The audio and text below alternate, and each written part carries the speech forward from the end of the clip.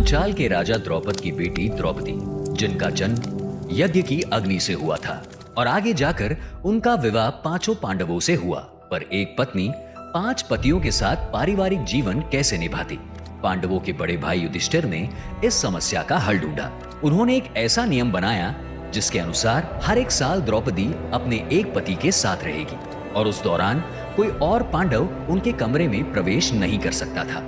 अगर गलती से भी इस नियम को तोड़ा गया तो दोषी को कठोर दंड मिलेगा।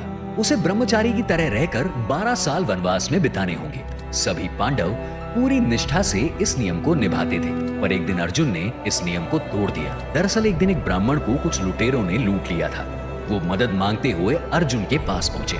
अर्जुन उनकी सहायता करना चाहते थे, पर उस समय उनके सभी शस्त्र द्रौपदी के कमरे में रखे हुए थे और द्रौपदी युधिष्ठिर के साथ समय बिता रही थी।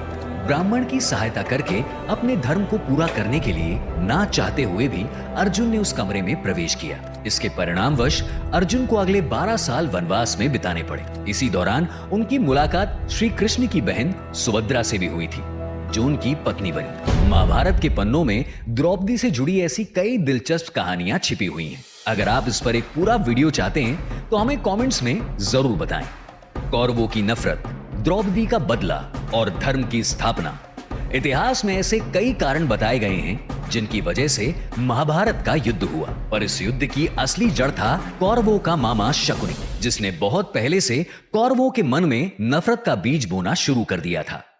उम्मीद है कि आपको ये कुछ नई तरीके की महाभारत की छोटी छोटी कहानियां सुन के मजा आ रहा होगा। अगर आप इन कहानियों को एंजॉय कर रहे हैं तो ऐसी अनसुनी, अनकही और अनदेखी कहानियों के लिए स्टे ट्यून्ड।